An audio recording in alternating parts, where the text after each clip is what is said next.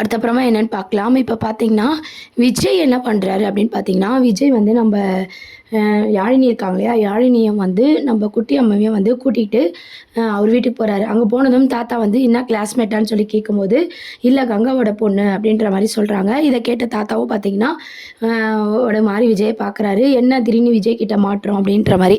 அதுக்கப்புறம் அம்மாவும் யாழினியும் போய் அவங்க ரூமில் விளையாட சொல்கிறாங்க. நான் ஒரு வேலையை வெளியே போயிட்டு வரேம்மா அப்படின்ற மாதிரி விஜய் சொல்லிட்டு அங்கேருந்து போகிறாரு. அப்போ தாத்தா கேட்குறாங்க, என்ன விஜய் உன்னை புரிஞ்சிக்கவே முடியல, காவேரியை விட்டு குழந்தை தள்ளி இருக்கணும்னு நீ தான் சொன்ன, இப்போ என்னன்னா கங்காவோட குழந்தைய கூப்பிட்டு வந்திருக்க அப்படின்ற மாதிரி தாத்தா கேட்குறாரு. இதெல்லாம் கேட்டதும் பார்த்தீங்கன்னா விஜய் வந்து என்ன சொல்கிறாருன்னா, காவேரி குடும்பத்தில் ஒரு பிரச்சனை தாத்தா, இந்த மாதிரி வந்து நர்மதா படிக்கிறா இல்லையா காலேஜில், அது ஒரு பையனால் பிரச்சனை, அதனால தான் குழந்தைங்க அங்கே இருக்க வேண்டாம்னு சொல்லி கூப்பிட்டு வந்தேன் அப்படின்ற மாதிரி விஜய் வந்து சொல்கிறாரு. உடனே தாத்தா வந்து என்னப்பா சொல்கிற, என்ன பிரச்சனை அப்படின்னு சொல்லி கேட்கும்போது, இல்லை தாத்தா எல்லாம் நான் பார்த்துக்கிறேன், நீங்கள் வந்து குழந்தைங்கள மட்டும் பத்திரமா பார்த்துக்கோங்க, நான் போயிட்டு வந்துடுறேன் அப்படின்ற மாதிரி சொல்கிறாரு விஜய். உடனே குழந்தைங்கள அங்கே விட்டுட்டு காவேரி வீட்டுக்கு போகிறாங்க. காவேரி வீட்டில் விஜய் வந்து இருக்காரு. அப்போ கங்கா காவேரிலாம் பேசிகிட்டு இருக்காங்க. என்ன பேசிகிட்டு இருக்காங்கன்னா, அடிக்கிறதுக்கு அந்த பையன் வந்தால் எப்படி ஃபேஸ் பண்ணணும், அடிக்கணும் அப்படின்னு சொல்லிட்டு உருட்டுக்கட்டையெல்லாம் பார்த்திங்கன்னா எடுத்து வீட்டில் ஒவ்வொரு இடத்துல பார்த்திங்கன்னா ஒளிஞ்சு வைக்கிறாங்க.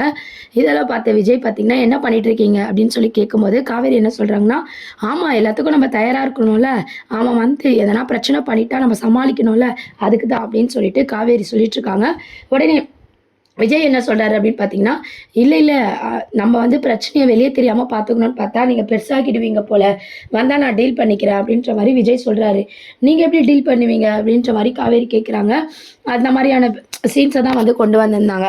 அதுக்கப்புறம் பார்த்திங்கன்னா விஜய் வந்து அவங்க கிட்டே இருக்கிற கட்டையெல்லாம் வாங்கி ஒரு இடத்துல வச்சுறாரு. வச்ச இடத்த பார்த்திங்கன்னா காவேரி நோட் பண்ணிடுறாங்க. இந்த மாதிரி ஒரு ஃபன்னாக அப்படி கொண்டு போயிருந்தாங்க. அதுக்கப்புறம் பார்த்திங்கன்னா நர்மதாவுக்கு அந்த பையன் கால் பண்ணுறாங்க. உடனே விஜய் வந்து அட்டன் பண்ணி ஸ்பீக்கரில் போட சொல்கிறாரு. ஸ்பீக்கரில் போட்டு தான் அந்த பையன் என்ன சொல்கிறான்னா, இதானே உன் வீட்டு அட்ரெஸ்ஸு, வீடு கிட்ட வந்துட்டு இன்னும் 10 நிமிஷத்தில் உன் வீட்டில் இருப்பேன் அப்படின்ற மாதிரி அந்த பையன் சொல்கிறான். இதை கேட்ட நர்மதா அழ ஆரம்பிக்கிறாங்க.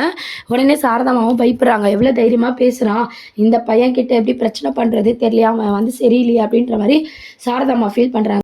இதை கேட்டதும் நர்மதாவுக்கு என்ன பண்ணுறது தெரில, சாரதாமா அழுகுறாங்க. நர்மதாவும் அழ ஆரம்பிக்கிறாங்க. உடனே விஜய் என்ன சொல்கிறான்னா, தப்பு பண்ணவனே இவ்வளோ தைரியமாக பேசும்போது தப்பு பண்ணாத நீ எவ்வளோ தைரியமாக இருக்கணும், இதுக்கெல்லாமா அழுவ அப்படின்னு சொல்லிட்டு நர்மதாவை சமாதானப்படுத்திட்டு விஜய் என்ன சொல்கிறாருன்னா, அவன் வந்து எல்லாரும் பேச்சு கொடுத்துட்ருங்க, விஷயம் வெளியே தெரியாமல் பார்த்துக்கணும், நான் அந்த ரூமில் ஒளிஞ்சிக்கிறேன், அவசரம்னா நான் வரேன் அப்படின்னு சொல்லிட்டு எல்லாரையும் வெயிட் பண்ண சொல்லிட்டு அங்கே பார்த்தீங்கன்னா விஜய் வந்து போகிறாரு. போய் ரூமில் ஒளிஞ்சிக்கிறாரு. ரூமில் வந்து விஜய் உக்காந்துக்கிட்டு என்ன பண்ணலாம் அப்படின்னு சொல்லி யோசிச்சுட்டு இருக்கும்போது இங்கே வந்து நர்மதா அழுதுட்ருக்காங்க, சாரதாமா பயந்துட்டுருக்காங்க. நம்ம கங்கா காவேரி எல்லாரும் 4 பேரும் வந்து ஹாலில் உட்காந்துருக்காங்க. விஜய் மட்டும் பார்த்திங்கன்னா ரூமில் இருக்காங்க. கரெக்டாக நர்மதா அப்படின்ற மாதிரி ஒரு குரல் கேட்டு அந்த பையன் வந்து வரான். இதை கேட்டதும் பார்த்திங்கன்னா விஜய் மட்டும் இல்லை, விஜய், சாரதாமா, கங்கா எல்லாருமே வந்து பார்த்திங்கன்னா ரொம்ப அதிர்ச்சியாக அந்த பையனையை வந்து பார்க்குறாங்க. அதுக்கப்புறம் பார்த்திங்கன்னா அந்த பையன் வந்ததும் வந்து நர்மதாவை பற்றி பேசுகிறான். நான் தான் வந்து நர்மதாவோட லவ்வர், என் கூட தான் அவள் சுற்றிட்டு இருந்தா, நாங்கள் எடுத்த ஃபோட்டோஸ்லாம் இருக்குது, பழையபடி லவ் பண்ண சொல்லுங்கள் அப்படின்னு சொல்லிட்டு இதை கேட்டு நம்ம கங்கா காவேரி எல்லாருமே ரொம்பவே அதிர்ச்சியாக வராங்க. உடனே சாரதாம்மா வந்து, என்னடி நீ ஒரு தப்போ பண்ணலைன்னு சொல்கிற, அவன் ஃபோட்டோலாம் வச்சுருக்கேன்னு சொல்கிறான்னு சொல்லி நர்மதாவை அடிக்க போகிறாங்க. உடனே நர்மதா என்ன சொல்கிறாங்கன்னா, நான் எந்த ஃபோட்டோஸும் எடுக்கல, அவன் சொல்கிறது எல்லாமே பொய் அப்படின்ற மாதிரி நர்மதா சொல்லிட்டு இருக்காங்க.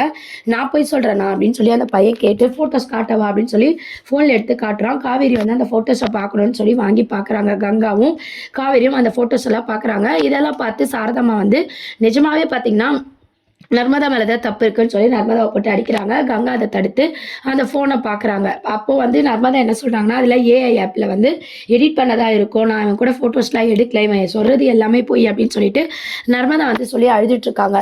உடனே கங்காவும் பார்த்திங்கன்னா அந்த ஃபோட்டோஸ்லாம் நல்லா கவனித்து பார்த்து நர்மதா சொல்கிறது தான் உண்மை, இதெல்லாம் ஆப்பில் க்ரியேட் பண்ணுது அப்படின்னு சொல்லி கங்காவும் சொல்கிறாங்க. உடனே அந்த பையன் என்ன சொல்கிறான்னா, பழையபடி லவ் பண்ண சொல்லுங்கள், இல்லைனா இதில் இருக்கிற ஃபோட்டோஸ்லாம் போஸ்டர் அடித்து ஒட்டுவேன், நான் யாரும் தெரியுமா, எங்கள் அப்பா யாரும் தெரியுமா அப்படின்னு சொல்லிட்டு ரொம்ப கேவலமா பாத்தீங்கன்னா அந்த பையன் வந்து பேசிட்டு இருக்க மாதிரி காமிச்சிருக்காங்க. அப்புறம் பார்த்தீங்கன்னா இதெல்லாம் கேட்டு கங்கா காவேரி 2 பேருமே கோவப்படுறாங்க. உடனே அந்த பையன் பார்த்தீங்கன்னா நர்மதாவை டீ போட்டு பேசுகிறத பார்த்துட்டு காவேரி, என்ன என் தங்கச்சி முன்னாடி டீ போட்டு பேசுகிற, வார்த்தையை அளந்து பேசு, மரியாதை கொடுத்து பேசுன்னு சொல்லி காவேரி வந்து பேசிகிட்டு இருக்காங்க. அந்த பையன் பார்த்தீங்கன்னா லவ் பண்ணலைன்னா பிரச்சனையே வேறு மாதிரி இருக்கும்னு சொல்லி பேசிகிட்டு இருக்கும்போது பார்த்தீங்கன்னா காவேரி வந்து கோவப்பட்டு பக்கத்தில் அந்த விஜய் மறைச்சி வச்சார் இல்லையா அந்த கட்டை எடுத்து அந்த பையனை அடிக்க போகும்போது பார்த்தீங்கன்னா கரெக்டாக விஜய் வராரு. விஜய் வந்து அந்த கட்டையை பிடிக்கிறாரு. அதோட வந்து எபிசோட் வந்து முடிச்சிருப்பாங்க. அதுக்கப்புறம் பார்த்தீங்கன்னா, அடுத்த ப்ரோமோ அப்படின்னு பார்த்தீங்கன்னா, விஜய் தான் வந்து பார்த்தீங்கன்னா, சரிவா நம்ம போய் தனியா பேசலான்னு சொல்லி அந்த பையன வந்து கூப்பிட்டு போறாரு. விஜய் வந்து விஜய் கிட்ட காவேரி சொல்றாங்க, "எங்க தங்கச்சிய பத்தி எங்ககிட்டயே தப்பா பேசுறான். ஃபோட்டோஸ் காட்டுறான், வீடியோ காட்டுறான். இவனெல்லாம் சும்மா விடலாமா?" அப்படின்னு சொல்லிட்டு, உடனே வந்து, "என்ன மிஸ் நீங்க இப்படிலாம் பண்ணலாமா? வீட்ல இருக்க கெஸ்ட்ட எப்படி டீல் பண்ணணும்? நான் போய் அவன்கிட்ட தனியா பேசிட்டு அதுக்கப்புறம் சொல்றேன்." அப்படின்னு சொல்லிட்டு, அந்த பையன தனியா வர சொல்றாரு விஜய். அந்த பையன் பார்த்தீங்கன்னா, "இல்ல நான் வரல. நான் வீட்டுக்கு போகணும்." அப்படின்ற மாதிரி சொல்லிட்டு இருக்கான். உடனே விஜய் வந்து தனியா ரூமுக்கு வந்து கூட்டு போறாரு. அதோட தான் எபிசோட் வந்து முடிச்சிருப்பாங்க. அடுத்து அப்படின்னு பார்த்தீங்கன்னா, அந்த பையன் கிட்ட வந்து விஜய் வந்து அவர் ஸ்டைல்ல வந்து விசாரிக்க போறாரு. "எங்க வீட்டு பொண்ண வந்து எங்ககிட்டயே நீ தப்பா பேசுற. அத நம்ப வைக்கிற மாரி ஃபோட்டோஸ், வீடியோலாம் ரெடி பண்ணி எடுத்துட்டு வந்திருக்கன்னா, நீ எவ்வளோ பெரிய ஆளா இருப்ப?" அப்படின்னு சொல்லிட்டு அந்த பையன போட்டு அடிக்கிறாரு. அந்த பையன் ஃபர்ஸ்ட்டெல்லாம் பார்த்தீங்கன்னா, "நர்மதாவும் நானும் சேர்ந்து தான் லவ் பண்ணோம். நான் வந்து எடிட் பண்ணதெல்லாம் கிடையாது." அப்படின்ற மாரி பேசிட்டு இருக்கான். அதுக்கப்புறம் விஜய் அடிச்சு அந்த வலி தாங்காம பார்த்தீங்கன்னா, உண்மையெல்லாம் ஒத்துக்கிறான். "நான் வந்து நர்மதாவ லவ் பண்ணேன். ஆனா அவங்க வந்து என்ன லவ் பண்ணல.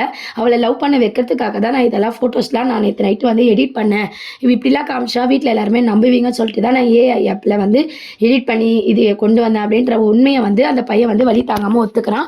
உடனே விஜய் என்ன சொல்றாருன்னா, "முன்ன மாரி ஆளுங்களால தான் எல்லா பொண்ணுக்குமே வந்து அவங்க வீட்ல தப்பா நினைக்கிற மாரி இருக்கு.